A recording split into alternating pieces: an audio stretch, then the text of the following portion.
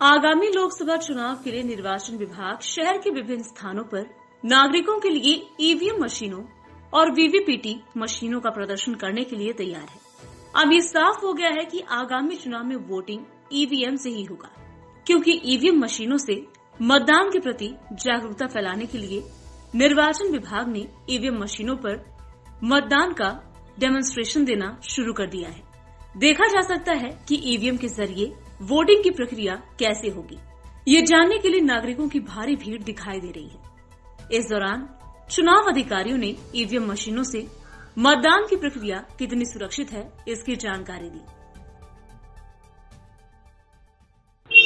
नागरिकांच्या ज्या मनामध्ये शंका आहेत, आम्ही जे मतदान करतो ते मतदान खात्रीदायक होतंय का नाही हे दाखवण्याकरता आपण ईव्हीएम प्रशिक्षण आणि प्रचार याकरिता आपण ईव्हीएम मशीन बाहेर आणलेलं आहे।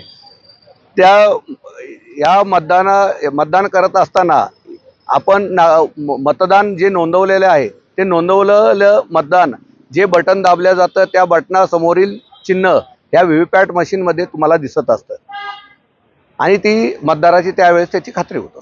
7 सेकंद ते व्हीव्हीपॅटमध्ये ते ज्याने मत नोंदवलं त्याच्या समोर ते दिसल्या जातं आणि ती व्हीव्हीपॅटमध्ये ते मतदार स्लिप किंवा ती मतदान नोंदवल्याची स्लिप हे व्हीव्हीपॅटमध्ये सुरक्षित राहत असते। Bureau report, VSRS news, Pune, Maharashtra.